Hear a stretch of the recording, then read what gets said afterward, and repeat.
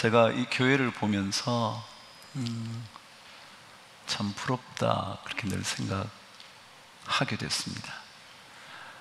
저희 교회 괜찮은 교회거든요. 그런데 자꾸 이 교회를 보면 더 부러운 거예요. 요즘 부러우면 뭐라 그래요? 어떻게 그런 것까지 알아요? 상처되게. 네, 맞아요. 부러우면 지는 건데, 근데 자꾸 부러운 거예요. 한 목사님도 부럽고 교회도 부럽고. 그래서 제가 우리 교회랑 바꾸면 안 되냐고 제가 그랬어요. 그만큼 부러워요. 오늘 평일에 또 이 저녁에 여러분의 시간을 주님께 드리기로 결정한 것이 얼마나 좋은 결정인지를 여러분 삶의 시간을 통해서 꼭 경험할 수 있게 되기를 바랍니다. 하나님께 헛된 것이 있겠습니까? 하나님께 우연이 있겠습니까? 하나님께서 어쩌다가 이 자리에 오게 된 여러분이라 할지라도, 심지어 그런 분이라 할지라도 그런 분을 위하여 하나님은 분명한 은혜를 예비해 두셨다고 저는 믿습니다. 저희 장인 어르신이 참 뜨거운 믿음의 사람이셨습니다. 그분은 이북에서 이남하셔서 한국 땅에서 사시다 세상을 떠나신 분이셨는데, 그분이 얼마나 신앙이 뜨거우셨는지 이남하신 다음에 청와대 땅을 계속 돌면서 하나님, 이곳을 하나님께 드리고 싶습니다, 그렇게 돌시면서 기도하셨던 분이셨습니다. 그분이 떠나셨을 때에 성경에 여러 기록들이 많이 남겨져 있고 종이 쪽지도 남겨 있었는데, 성경을 몇 독 하셨냐면 260몇 독인가 하셨더라고요. 대단한 분이시죠. 장로님이신데 말이죠.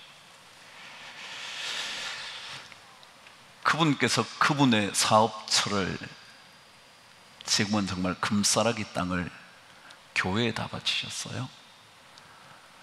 교회의 사역자들을 위하여 얼마나 헌신적으로 섬기셨는지, 목회자들, 전도사님들, 교사들, 성가대 대원들, 정말 그분의 은혜를 입지 않은 사람이 없을 만큼 헌신하셨어요.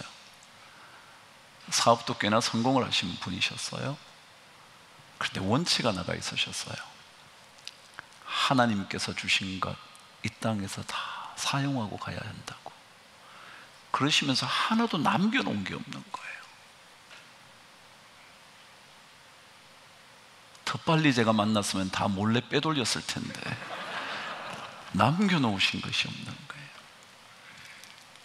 근데 제가 제 아내에게 그런 얘기를 했습니다. 당신은 당신 아버님 때문에 복 받을 거야.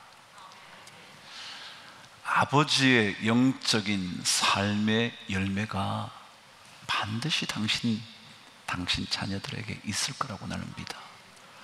난 아버님께서 그냥 그렇게 재산을 다 하나님께 드린 것이 열매 없이 될 리는 절대 없을 거야.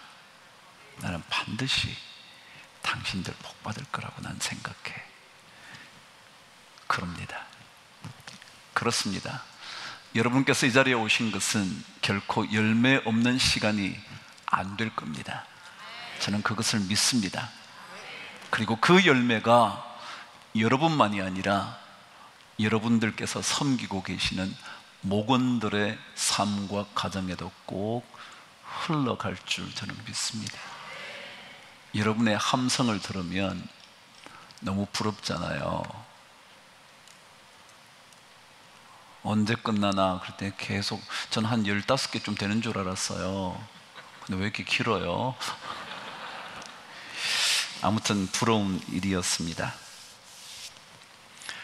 예수님께서 부활하신 다음 주님의 그 나라로 다시 되돌아가기 전에 만났던 한 인물이 있었습니다. 기억하시나요? 시몬 베드로라는 인물이었습니다. 그에게 주님께서 3번이나 질문하시면서 명령 하나를 내리셨습니다. 기억하실 거예요. 내 양을 먹이라.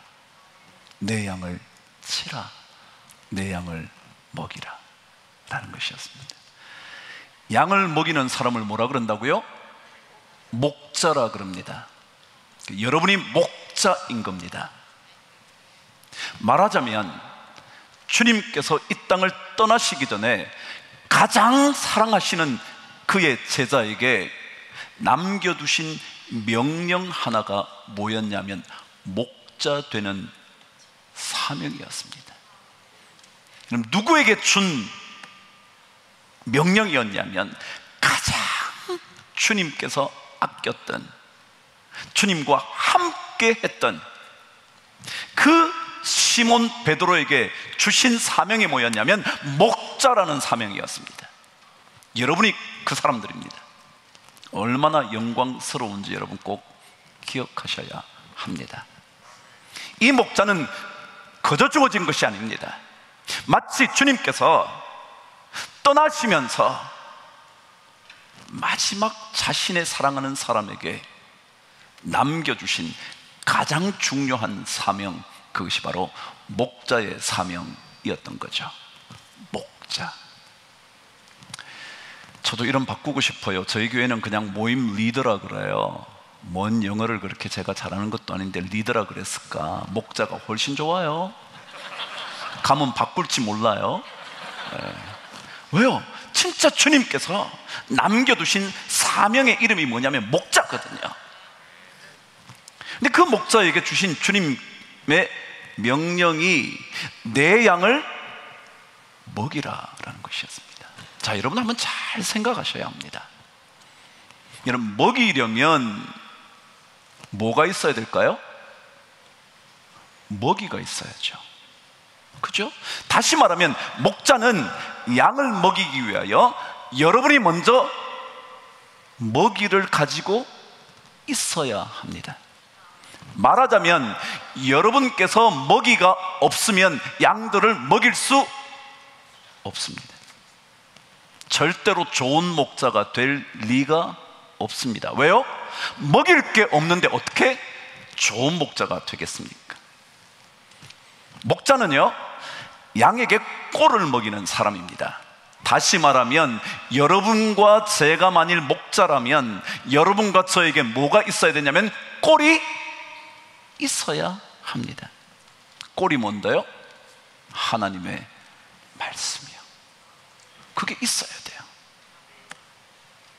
여러분이 다른 것으로 그들을 먹이는 게 아니에요. 돈이 좀 여유가 있어서 우리 목원들에게 언제든지 식사를 대접할 수 있고 생일 때가 되면 선물을 줄 수도 있고, 그게 아니라 그들에게 하나님의 메시지가 무엇인지를 줄 수 있는 그 꼴을 여러분이 가지고 계셔야 합니다. 아니, 여러분이 먼저 그 꼴을 먹어야 합니다.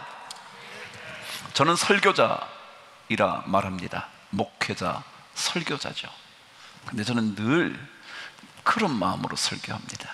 제가 여러분에게 어떤 할 말이 있어서 하는 게 아니고요, 하나님께서 저에게 주신 하나님의 음성을, 제가 들었던 하나님의 메시지를, 제가 받았던 하나님의 말씀의 도전을, 제가 받았던 하나님의 말씀의 은혜를 여러분과 나누고 싶어서 제가 설교하는 거지, 여러분이 제 설교 들으세요, 저는 목사니까, 제가 신학교 나왔으니까, 목사 안수 받았으니까 여러분이 설교 들으세요가 아니고, 진짜 이 말씀이 나에게 뭐라고 말씀하셨는지, 그래서 그 말씀을 듣고 나니까 내가 도전이 되어서 이 말씀 여러분과 함께 나누고 싶습니다. 왜요? 여러분이나 저나 하나님을 따라가는 신앙인이거든요. 목자이기 이전에, 목사이기 이전에, 사역자이기 이전에 우린 전부 다 하나님을 따라가는 양이잖아요. 그래서 저는 이 말씀을 전할 때마다 내가 받은 은혜, 내가 받은 깨달음, 내가 받은 도전, 내가 받은 회개할 제목, 그것들을 나누고 싶은 거지, 제가 여러분에게 뭘 잘났다고 여러분에게 이거 이렇게 저렇게. 제가 오면서 안식년을 하게 됐거든요. 한 몇 개월 비우게 돼서 우리 부목사님들께 이렇게 말했어요. 여러분, 이제부터 계속 설교를 하시게 될 텐데 제가 한 가지만 부탁을 하겠다고. 목사님, 뭔데요? 제가 그랬어요. 설교를 할 때 너무 여러분 그러지 마시라. 당신은 빼놓고 여러분 그러지 마라. 그냥 우리라고 말하든지 아니면 여러분과 저라고 말하든지 그렇게 말해주면 좋겠다. 왜냐하면 목회자도 하나님의 음성을 들어야 할 사람이지, 여러분 이렇게 하십시오, 물론 선포자이기도 하기 때문에 그럴 겁니다. 그러나 정말 곰곰이 생각하면 하나님 말씀 앞에 우리가 모두 다 엎드려야 할 존재이거든요. 목자 여러분들도 마찬가지입니다. 여러분들이 이끌어가는 사람이라 할지라도 이끌기보다 먼저 리더가 되어야 하는 것, 이것보다 더 중요한 것은 좋은 팔로우가 되는 겁니다. 주님을 먼저 잘 따라가는 사람이 되어야 합니다. 목원들을 다스리는 사람이기도 하지만 그것보다 더 먼저 여러분과 저는 하나님을 따라가는 좋은 팔로워, 추종자, 뒤따르는 사람, 주님을 앞서 보내고 내가 뒤로 가는 그 사람이 사실은 진짜지, 그 사람이 진짜 목자인 거예요. 왜요? 그래야 먹일 수 있는 거니까.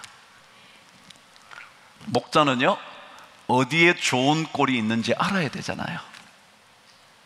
무엇이 진짜 좋은, 어떤 장소가 좋은 장소인지, 양떼를 데리고 갈 만한 장소인지, 좋아는 보이지만 사나운 들짐승이 많은 곳은 안 가야 되니까 잘 알아야 되니까, 그걸 우리가 먼저 잘 깨닫고 배우고 늘 익히지 않으면 우리는 좋은 목자 되기가 쉽지 않을 거예요.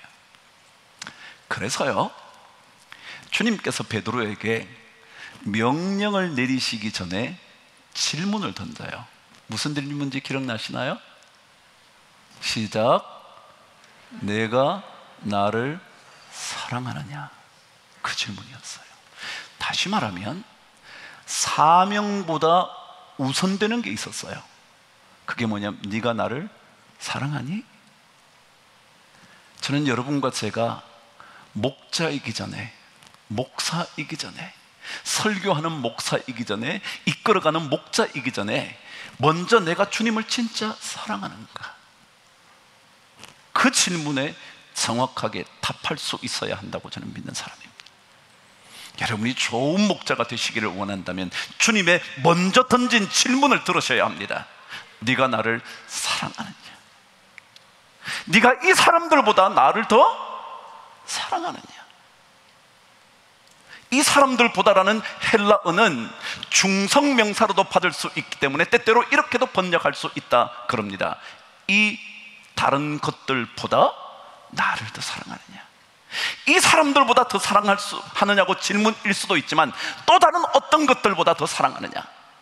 나는 이 사랑의 문제가 해결되어야 주님께서 우리에게 목자의 사명을 잘 감당할 수 있는 사람으로 말씀하신다는 거예요.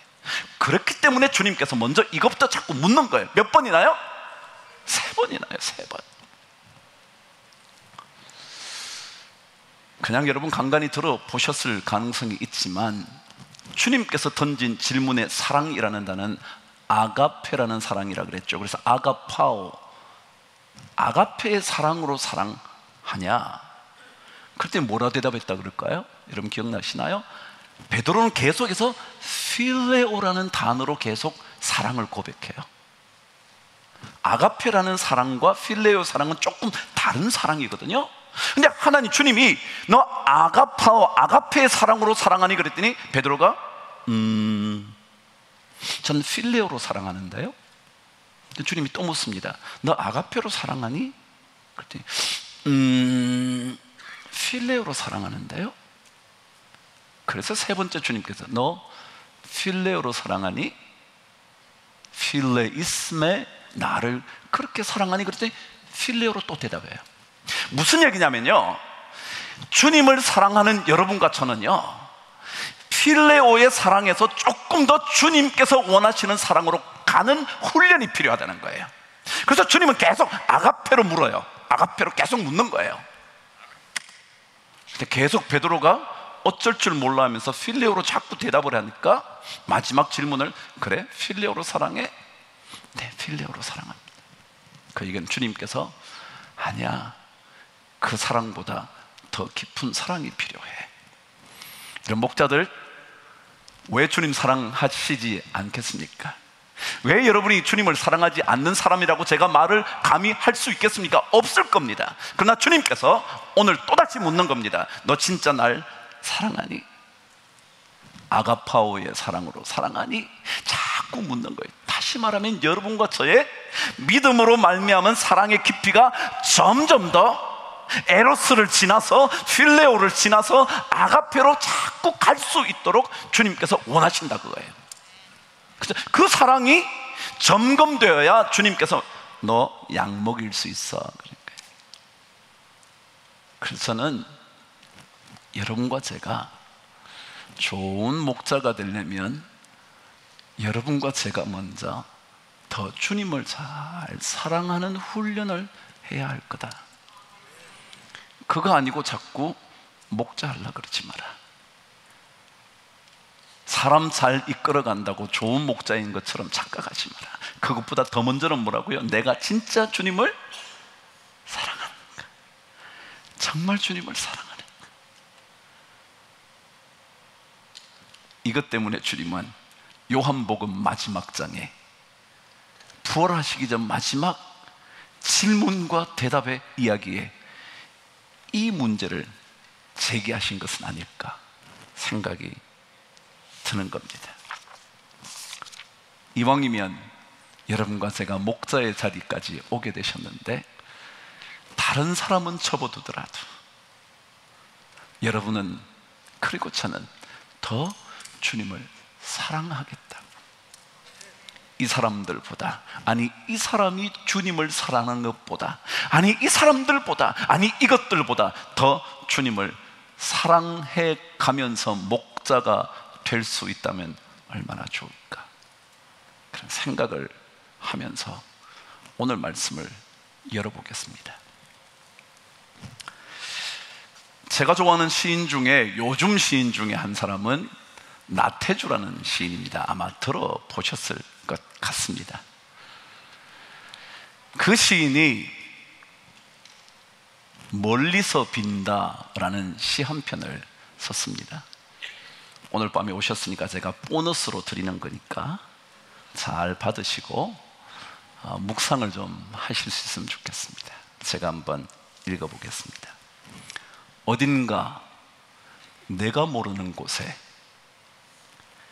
보이지 않는 꽃처럼 웃고 있는 너 한 사람으로 하여 다시 한번 눈부신 아침이 되고, 어딘가 내가 모르는 곳에 보이지 않는 풀잎처럼 숨쉬고 있는 나 한 사람으로 하여 세상은 다시 한번 고요한 저녁이 된다. 가을이다. 부디 아프지 마라. 라는 시예요. 길지 않죠? 멀리서 누군가를 향하여 편지를 쓴 거죠.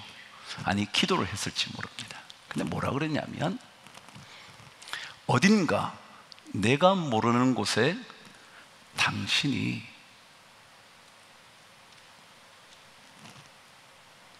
꽃잎처럼 환히 웃고 있는 당신 한 사람으로 인하여 아침이 눈부신 아침이 된다.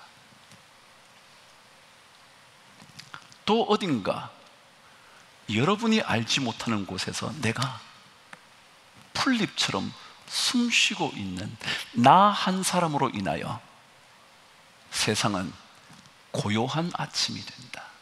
고요한 저녁이 된다. 아침과 저녁. 자, 그냥 이런 질문이 생기는 거예요.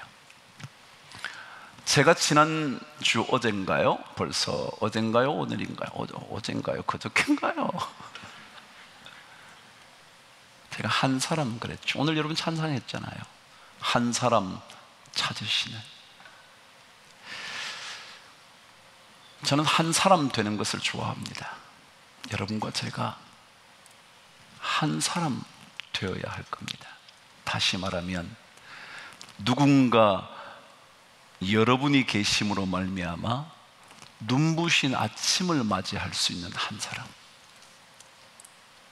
누군가 그 한 사람으로 인하여 고요한 저녁을 맞이할 수 있는 그 한 사람.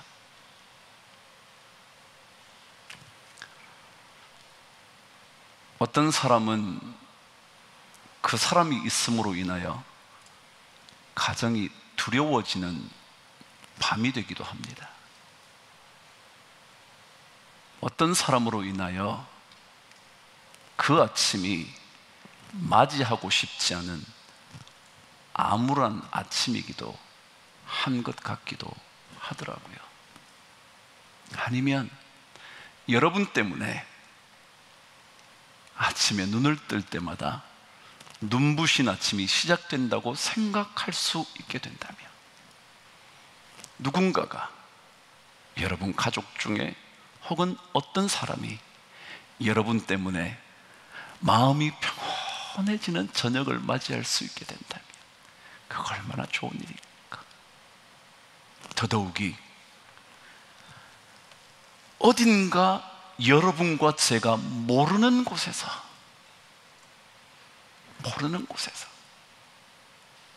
여러분, 신앙이라는 것은 보이는 것만이 아니거든요. 신앙은 보는 것으로 하는 것이 아니라 그랬잖아요. 신앙은 보이지 않지만 여전히 그 길 걷는 게 신앙이잖아요.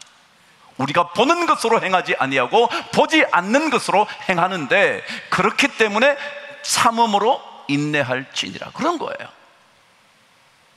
보이는 소망을 누가 바라리요? 그게 우리 믿음이잖아요. 우리가 보이지 않는 곳에서도 꽃처럼 환히 웃을 수 있는 사람이요, 그래야 누군가가 눈부신 아침을 맞이하는 거거든. 그게 신앙이에요. 여러분, 사냥개 아시죠? 하운드요. 근데 옛날에 여러분 한국에 계셨다면 고속버스 이름이 뭐였다는 거 기억나시나요? 어떻게 아세요? 여러분, 미국에 있는데 그레이하운드라는 고속버스가 있었죠. 이 그레이하운드는 사냥개 중에 가장 탁월한 사냥개 중에 한 종류라 그러더군요. 이 사냥개의 속도가 사냥개 중에 가장 빠르다 그럽니다. 시속 어느 정도 될까요? 아무렇게나 말씀하지는 마시고 대략 생각해서 막 시속 100km 이러지 마시고, 그거는 여러분 개가 어떻게 100km를 가겠어요. 근데 어쨌거나 어느 정도냐면 시속 70km로 갑니다. 그렇게 빠르기 때문에 고속버스에 이름을 붙인 것 같기도 하죠. 근데 이 그레이하운드의 특징은요, 시각이 굉장히 발달되어 있답니다. 그 다음에 시야가 넓답니다. 그래서 270도까지 본다요. 270도. 270 어딜까요? 이게 360도면 270, 한 이 정도 본다는 거예요. 그래서 사냥감을 발견하면 그 좋은 시야와 시력으로 빠른 속도로 사냥감을 계속 따라가는 거예요. 그게 그레이하운드입니다. 그런데 그레이하운드의 약점이 있답니다. 그게 뭐냐면, 그레이하운드는 시력이 좋기 때문에 보이면 쫓아가지만 안 보이면 금세 포기한답니다. 참 독특하죠? 시야가 좋고 시력이 좋아서 보이면 막 쫓아가는데 사냥감이 싹 사라지고 나면 어디로 가야 되는지 모른다는 거예요. 그게 그레이하운드의 약점이랍니다.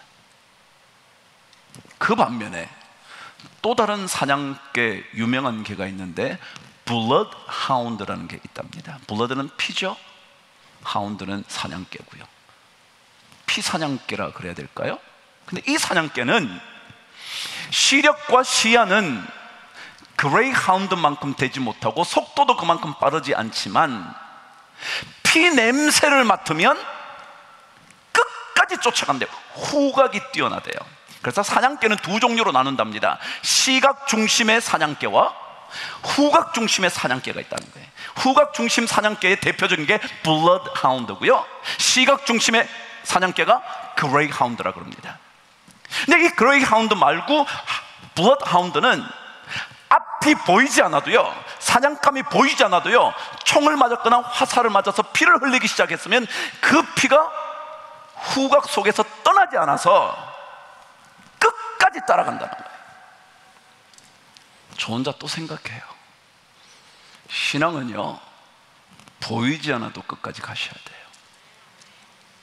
보이면 잘 가는 인생 말고요, 보여주면 잘 가는 인생 말고요, 보이지는 않지만 끝까지, 하나님께서 보여주시지는 않지만 끝까지, 하나님께서 응답해 주시지는 않지만 끝까지, 남들이 나를 오해하지만 끝까지, 나를 인정해 주지 않지만 끝까지, 남들이 나를 뒷담화를 한다 할지라도 끝까지. 그게 신앙이에요. 여러분은 그레이하운드가 되시고 싶으십니까? 아니면 블러드하운드가 되시고 싶으십니까?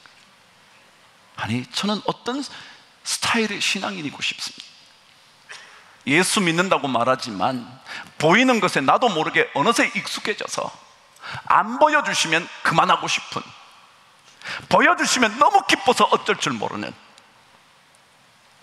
그러나 보이지 않아도 끝까지, 끝까지 예수 나를 오라 하네, 예수 나를 오라 하네. 어디든지 주를 따라 주와 같이 시작 가려네. 이걸 여러분과 제가 배워야 하는 거예요. 저는 목자 다 접어두고요, 여러분과 제가 이 마음을 가져요. 이 마음, 하나님 제게 주님 더 사랑하는 마음을 주옵소서. 보이지 않아도, 응답되지 않아도 주님께서 저에게 베풀어 주시는 것조차 심지어 없을지라도 주님 끝까지 그 길 가게 하여 주시옵소서. 끝까지 충성하라. 그리하면 내가 생명의 면류관을 내게 주리라. 우리 끝까지 가는 거예요. 끝까지. 한번 목자 되셨습니까? 영원한 목자입니다. 한번 목사 되셨습니까? 저 여러분 너무 어려웠다 그랬잖아요. 그래서 제가 목사 안 하고 싶은 거예요. 제가 하나님께 얼마나 얘기했는지, 하나님 나 목사 안 하면 안 되나요? 나 진짜 그만하고 싶어요. 하나님 나 이거 아니어도 나 그냥 하나님 일하다가 가면 되는데 왜 나에게 이 목사직을. 그런데요, 하나님 자꾸, 제가 하나님께 받은 은혜가 너무 커서 내가 목사 그만두면 다 갚지를 못하겠더라고. 아니 어차피 못 갚기는 하겠지만 다 갚을 수가 없겠더라고. 그래서 너무너무 힘들었지만 그래 또 가야지, 또 가야지. 그리고 고난의 잔은 채워지면 끝나겠지, 채워지면 끝나겠지. 그 마음으로 계속 여기까지, 지금까지 달려가고 있죠. 우리 모두 그래야 될 것 같아요. 저를 포함해서 말이죠. 오늘 한 여인의 이야기가 등장합니다. 혈류증이요. 영어로는 그냥 bleeding 하는 disease 같아요. 그죠? 그냥 계속 피가 나온단 말이에요. 혈류, 피가 흐른다, 누수가 된단 말이죠. 피가 계속 흘러내리는 거예요. 여러분, 이 여인의 이야기에서 가장 중요한 게 뭘까요? 이런 거 아닐까요? 이제껏 늘 생각해 왔듯이 주님의 옷자락에만 내가 손을 닿아도 나으리라는 뭐요? 믿음. 이게 가장 중요할 것 같잖아요. 그래요? 그럴 거예요. 그런데 어쩌면 그것보다 더 중요한 게 있어요. 그게 뭐냐면 주님께 능력이 있다는 사실이에요.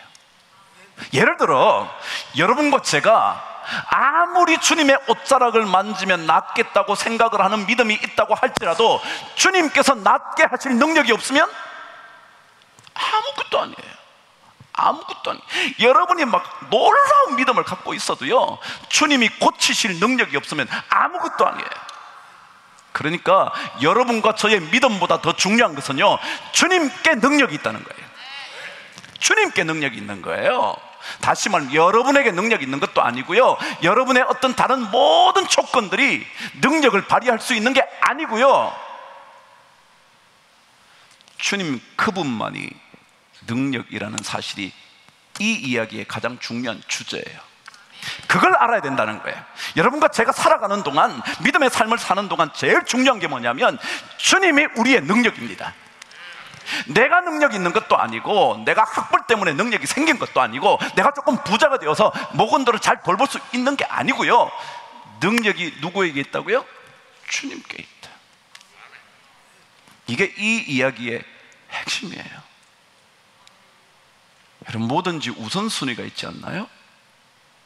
우리는 믿음을 강조하죠. 그럼요, 중요하죠. 그 믿음 없으면 낫지도 않을 거니까요. 그러나 그것보다 만일 주님께 그만한 능력이 없으시다면, 주님께서 옷자락에 닿았을 때 고칠 수 없는 분이시라면, 아무리 닿으면 나을 거라고 생각한들 낫겠어요? 안 낫지. 그러니까 중요한 것은 하나님께, 주님께 능력이 있다는 사실이에요. 그래서 이런 찬송이 있어요. 불같은 시험 많으나, 그 다음 뭔데요? 겁내지 맙시다. 그 다음 뭔 줄 아세요?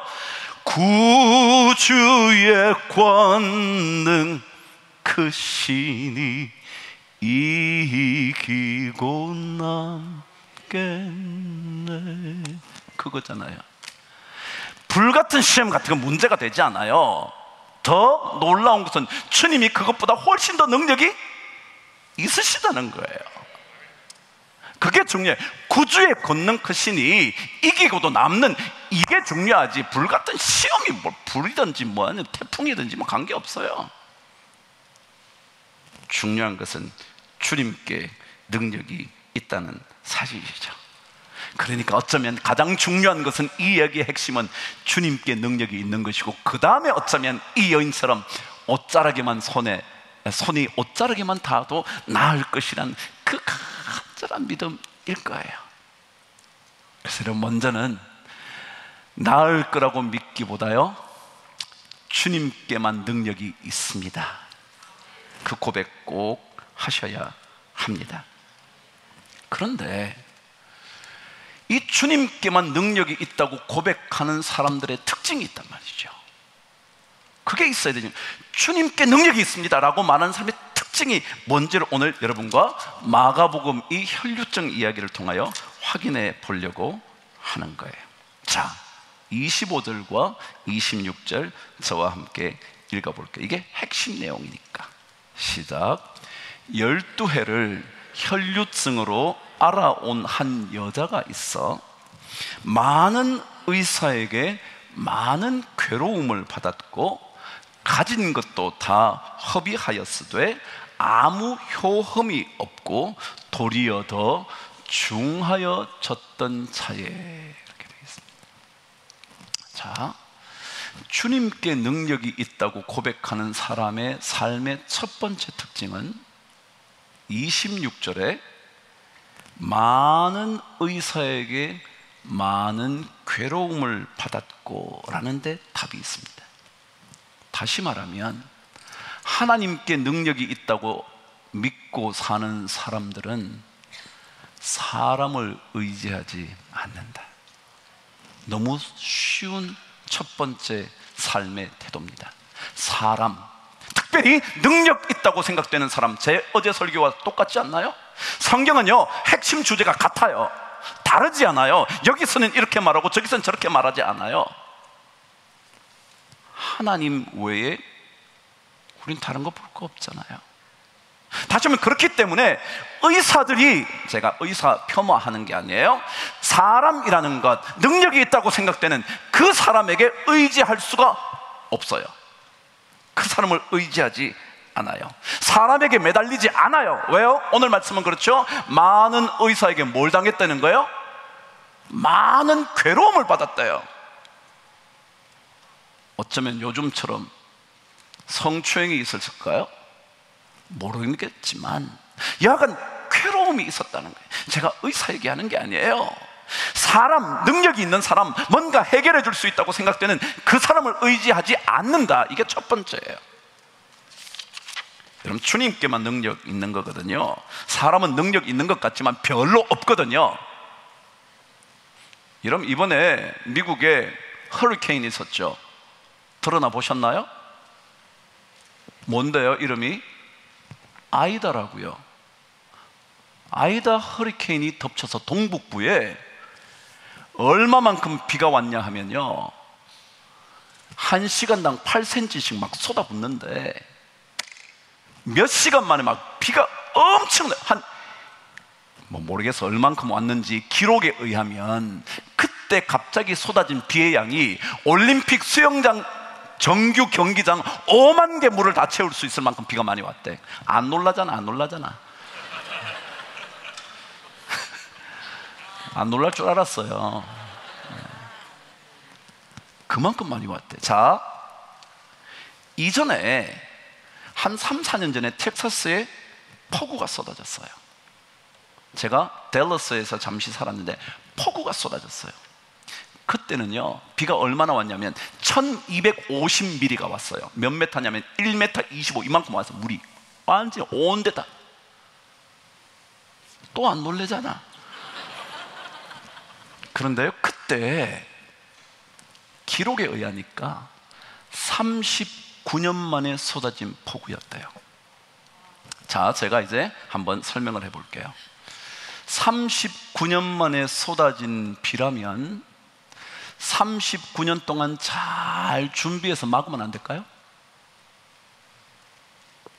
제가 물어볼게요. 여러분, 미국이라는 나라가 얼마나 대단한 나라인데, 이 나라가 폭우가 언제 쏟아질지는 모르지만 지금부터 잘 준비해보자. 잘 준비해서 비 내리는 것을 막아보자. 그러면 안 되나요? 근데 안 된다는 거예요. 여러분, 사람이 능력이 있어도 안 된다는 거예요. 이번에 아이다가 허리케인이 불어닥쳤는데 비까지 쏟아졌는데 뭐라고 표현했냐면 마치 하늘이 뚫려서 나이아가라 폭포가 떨어지는 것 같았대.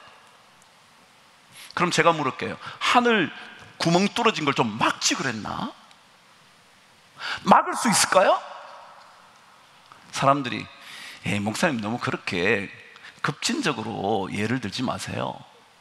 그럴지 모르겠지만 우리 인간의 능력이 탁월하지만요, 그러나 그 능력을 의지할 수 있을 만큼은 아닐 수 있다는 거 얘기하고 싶은 거예요. 왜요? 성경 그렇게 얘기하는 능력이 누구에게 있느냐면 주님께 있거든요. 사람에게 있지 않거든요. 수많은 과학자들에게 있는 게 아니거든요. 우주를 점령할 수 있을 만큼, 아니 우주 여행 시대가 열릴 만큼 된다 할지라도 그 인간이 할 수 없는 것들이 너무 많거든요. 그것이 첫 번째 하나님의 능력을 믿는 사람의 삶, 여러분과 저의 삶이라. 너무 사람 믿지 마세요, 여러분. 사람이 여러분을 잘 따라준다고 너무 좋아하지 말아요. 저요, 목사하다가 제일 어려운 게 뭔지 아세요? 배신당하는 거예요. 그게 제일 어렵거든요. 좋아 죽겠대요, 저를요. 저도 그런 사람. 그런데요, 혹시라도 자기와 어떤 문제가 딱 부딪히면요, 그 모든 것 아무것도 아니에요. 제가 사람 믿고 목회하지 않는 이유요? 사람 싫어서요? 아니요, 그런 게 아니고요. 사람은 여러분 다 아는 대로 의지할 대상이 아니잖아요. 믿을 대상이 아니잖아요. 여러분 너무 모건들 믿지 마세요. 오늘 갑자기 제가 안 좋은 얘기 하는 게 아니고 하나님 믿고 하시라고요. 그래서 그 사람이 조금 마음 불편하게 해도요, 오케이, 주님께서 내게 목자의 사명을 주셨으니 내가 잘 감당해야지. 그 마음으로 하는 거지. 저 사람 왜 저래? 내가 어떻게 해줬는데? 내가 얼마나 당신 위해서 애쓰고 뭐 기도하고 뭐 수고하고 그러는데 왜 그래? 그럴 거 없어요, 여러분. 성경은 하나님께 능력이 있다고 믿는 사람은요, 사람을 의지하지 않는 거예요. 많은 의사들에게 오히려 괴로움만 당하거든요. 여러분, 사람 의지하면 반드시 괴로움 당합니다. 반드시 괴로움 당합니다. 제가 목사니까 여러분보다 훨씬 더 많이 경험했을 거예요. 그래서 제가 미리 알려드리는 거예요. 백신. You need to be vaccinated. 백신 맞아야 돼요. 제가 미리 알려드리잖아요. 백신 맞아 놓으세요. 그 누가 모건들이 어떻게 해도요, 너무 신경 쓰지 마세요. 그냥 우리는 끝까지 블러드 하운드처럼 계속 가는 거예요. 계속 끝까지 줄을 따라가는 거예요. 저희 아버님 돌아가셨는데, 저희 아버님도 장로님이셨어요. 저희 아버님 초등학교 교사로 시작해서 초등학교 교장 선생님으로 은퇴하신 분이에요. 초등학교 선생님이셨기 때문에 늘 음악까지 가르쳤어요. 그렇죠, 그죠? 초등학교 선생님 음악도 했잖아요. 그 옛날에 풍금이 있었어요. 저희 집에도 있었어요. 저희 아버님이 풍금을 치면 제가 옆에서 노래를 했어요. 열심히 노래를 했죠. 저희 아버님 자주 부르시던 찬송이 이것이었어요. 세월 지나갈수록 의지할 것 뿐일세. 무슨 일을 당해도, 함께 시작. 예수 의지합니. 다시 한번 예수 의지합니다. 예수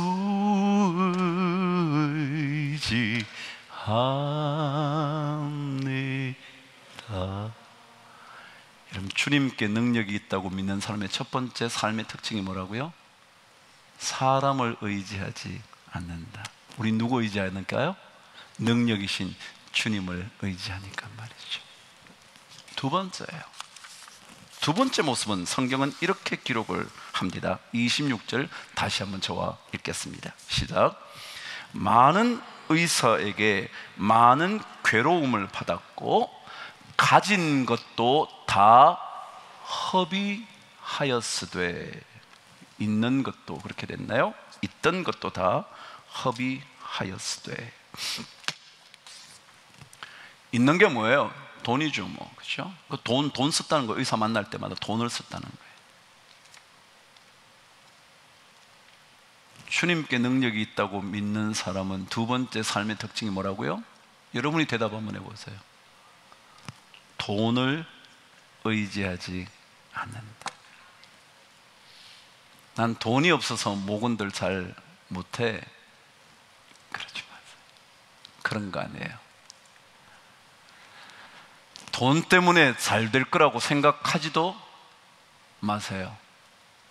혹시라도 여러분과 제가 모건들을 잘 살피는 좋은 리더라고 평가할 때 그것이 돈 때문이었다고 착각하지도 마세요. 오늘 성경은 말이에요. 가진 것도 다 허비했다는 거예요. 다 그것 가지고 안 된다는 거예요. 허비라는 게 뭐예요? 헛되게 소비했다는 거예요. 될 줄 알고 소비했는데 안 된다는 거예요. 돈으로 자식과의 관계가 회복되나요? 아니요, 절대 안 됩니다. 되는 것처럼 보이죠. 왜? 자식이 돈 얻으려고 조금 아버지에게, 엄마에게 잘 보일 수는 있을지 모르지만 그것 가지고 관계를 살 수는 없습니다. 말할 것도 있나요? 돈으로 부부간의 사랑을 삽니까? 그렇게 살 수 있나요? 그럴 수만 있다면야 돈만 벌면 되잖아요. 근데 그렇지 않아요. 부부간의 사랑 돈으로 못 사요. 천국이요? 돈으로도 못 가요. 어릴 때 불러보시지 않았나요? 근데 우리는 자꾸 돈에 얽매여 살아요. 돈에 얽매이면 헛된 인생이 돼요. 허비되어 버리고 만다는 거죠. 여기에 허비된다라는 단어는 헬라어 원어에는요, 어떤 의미를 담고 있냐면 파멸한다라는 거예요. 여러분, 우리가 돈을 의지하고 살면 여러분과 저의 인생은 파멸에 이릅니다. 이게 우리 인생이에요. 이게 그리스도인의 삶이라고요. 근데 자꾸만 우리는 돈이 있으면 되는 건데, 돈이 없어서 우리 가정이 이렇게 불행한데, 돈이 없어서 저 자식과 관계도 잘 안 되는데, 그렇게 생각해요. 근데 오늘 성경은 가진 것도 다, 있던 것도 다 헛이 되었다. 돈이면 될 것 같지만 돈으로 되는 것은 아니거든요. 그래서 우리 목원들은요, 특별히 목원들이 아니라 목자들은요, 특별히 목원들에게 돈으로 안 된다는 사실을 자꾸 깨우쳐 줘야 돼요. 그래요, 돈이 있으면 좋죠. 뭐 저도 있으면 왜 안 좋겠어요. 그렇지만 그걸로 되는 것만 아니에요. 그걸로 절대. 된다면 주님의 능력으로 되는 거지. 돈으로 어찌 되겠어요? 그래서 우리는 돈을 의지하지 않는 거예요. 그래서 예수밖에 없는 거예요. 우리는 예수밖에 없어요. 그 예수 이름 하나 붙들고 우리가 목자하는 거지. 여러분과 제가 뭐 잘나가지고요, 이게 조금 일찍 와가지고요, 그래서 미리 먼저 뭐 직분을 받아서요, 그리고 뭐 드레스디아스 뭐 다 해가지고요. 아니요, 여러분, 그런 거 아니에요. 예수님께서 우리에게 그 일을 맡겨주시고 능력을 주셔서 하는 거지. 저는 어릴 때부터 하도 아버님과 찬양을 많이 불러가지고요, 찬양이 이게 참 익숙해요. 찬송가 83장에는요 주 예수 주 예수 주 예수밖에 아주 없도다. 슬퍼 낙심될 때에 여러분과 제 인생에 진짜 친구 되시는, 내 친구 되시는 구주 예수밖에 아주 없도다. 여러분, 예수밖에 없는 게 예수밖에. 근데 우리는 자꾸 다른 걸로 하려고 그래요. 다른 걸로. 전 여러분과 제가 예수로 인하여 이 사역 잘 감당할 수 있게 되기를 바랍니다. 주님께서 뭘 안 보여주셔도, 돈을 넉넉하게 안 주셔도, 내 자식이 잘 되는 인생 살지 못해도 예수밖에 없는 줄 알고 계속 가는 거예요. 그 능력으로 우리는 하는 거예요. 그 능력으로 모든 것을 이길 수 있게 되는 거예요. 여러분, 이어폰 아시나요? 알면 안다, 모르면 모른다. 이어폰 아시나요?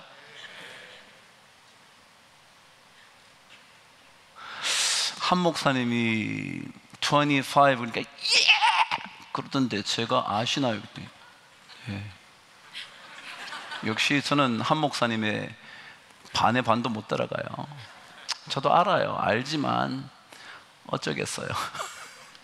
생긴 대로 살아야죠. 이어폰 아세요? 이런 걸 교육의 효과라 그럽니다. 이어폰은요, 소리를 더 잘 듣기 위해서 끼는 거죠. 그렇죠? 그런데 소리를 더 잘 듣기 위해서 이어폰을 쓰지만 사실은 더 잘 듣기 위하여 바깥 소리를 차단하는 역할을 하는 게 뭐냐면 이어폰이에요. 충분히 이해되시죠? 만약 바깥 소리가 막 들려온다고 그러면 그 이어폰을 아무리 낀다고 해도 소리가 잘 들리겠어요? 안 들리죠. 그러니까 바깥 소리는 차단하고 그 소리가 잘 들리게 만든 게 이어폰이잖아요. 이게 신앙의 핵심이에요. 여러분, 예수 그리스도 그분이 우리에게 잘 들리려면 뭐요? 다른 것들이 뭐요? 안 들려야 돼요. 사람의 소리가 안 들려야 되고요, 돈의 목소리가 높아지면 안 되고요, 그 누군가가 나를 도와주겠다고 말하는 그 목소리도 차단되어야 주의 음성이 잘 들리는 거예요. 그게 우리 인생이에요. 우리 인생. 그게 바로 어쩌면 그리스도인의 삶의 특징일 거예요.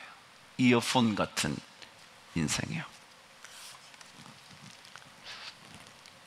드디어 그녀가 예수님의 옷자락을 만집니다. 능력이 빠져나가 곧장 혈루의 근원이 말라 버렸습니다. 주님이 대번 깨달으시고 물으십니다. 누가 내 옷에 손을 대었느냐? 제자들이 말합니다. 주님, 이렇게 많은 사람이 애워싸고 밀고 당기고 하는데 누가 예수님 옷 다는지 그걸 우리가 어떻게 합니까? 근데 여러분, 옷에 댄 사람은 알고요, 능력이 빠져나간 줄 주님은 아시고요. 그렇지 않나요? 자, 그러면 저는 이 생각이 듭니다. 세 번째 특징이요, 하나님이 능력인 줄 아는 사람, 주님이 능력인 줄 아는 사람은요, 자기가 직접 그 경험 해보는 사람이어야 돼요. 그냥 어쩌다가 닿고요, 어쩌다가 만나고요, 어쩌다가 여기 오고요, 어쩌다가 그냥 하게 된 게 아니고요, 내가 직접, 그래, 주님 만져야지, 내가 진짜 주님 옷자락에 손을 대봐야지, 내가 진짜 주님의 음성을 들어봐야지, 내가 진짜 주님을 만나봐야지. 그게 필요해요. 근데 우리는 약점이 있어요.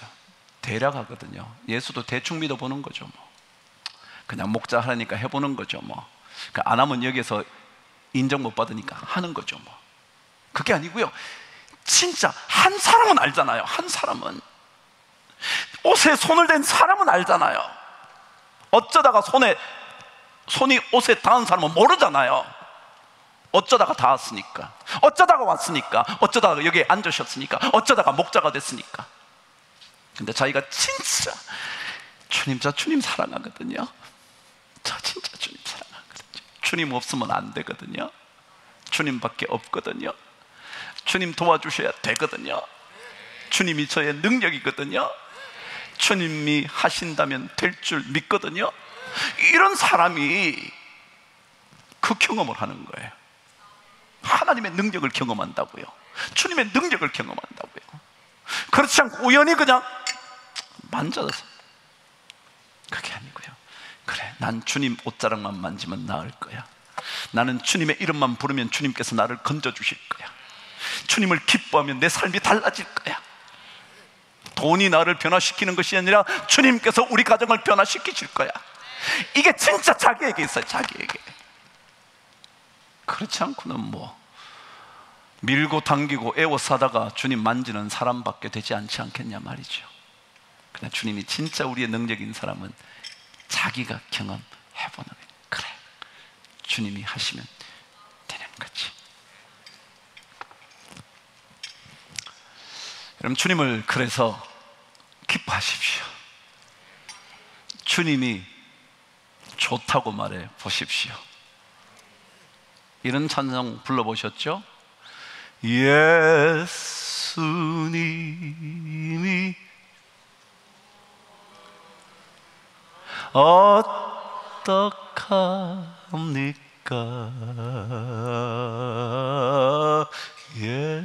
예수님이 좋은 걸 어떡합니까? 예수님을 정말 기뻐하십시오. 정말 우리 정말 주님 좋아하자고요. 그러면 주님이 우리의 능력이 되어 주실 거거든요. 주님 우리의 힘이 되어 주실 거거든요. 그럼 주님을 기뻐한다는 히브리어에 기뻐한다는 단어는 사마흐라는 단어이더라고요. 근데 그 단어는 중요한 뜻 두 가지가 있었습니다. 그래서 첫 번째가 뭐냐면, 이 기뻐한다라는 단어, 히브리 사람들이, 이스라엘 사람들이 기뻐한다라고 말할 때 그 단어는 첫 번째, 이것은 마음과 영혼에 관련된 단어다, 그렇게 되어 있더라고요. 뭐에 관련되어 있다고요? 마음과 영혼. 다시 말하면 돈이 많아서 기쁘다, 관계가 점점 더 잘 돼서 기쁘다, 사업이 번창해서 기쁘다, 이것과 관계 없고요. 뭐와 관계 있다고요? 마음과 영혼에 관련되어 있는 기쁨이라는 거예요. 아무리 돈이 많아도요, 근심거리가 생기면 그 돈 아무것도 아니에요. 여러분 그런 경험 해보시지 않았어요? 부부가 다투고 나면요, 돈이고 뭐고 다 싫은데 가지고 싶으면 다 가져가. 그렇지 않던가요? 여전히 돈이 좋던가요? 그런 분은 빨리 결혼은 다시 하세요. 돈하고 이렇게 결혼 그걸 쓰세요. 예. 그렇지 않거든요. 마음과 영혼이 관련되어 있어요. 두 번째요, 기뻐하다는 단어는 우리의 눈이 밝아질 때 발견하게 되는 기쁨, 이게 사마흐라는 단어의 뜻이래요. 뭐요? 우리의 눈이 떠질 때. 여러분 다 눈 뜨고 있는데 뭐 눈을 떠요? 무슨 얘기인지 충분히 이해가 되시나요? 그래요. 이 눈 뜨는 게 문제가 아니고요, 우리의 영혼의 눈이 떠야 보게 되는 거예요. 진짜 기쁨이 뭔지. 그게 기쁨이란 거예요.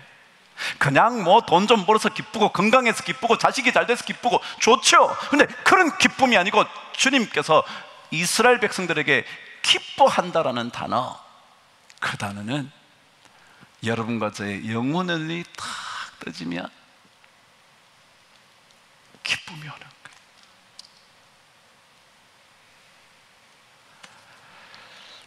여러분 찬송 또 불러볼게요. 자, 끝낼 거거든요.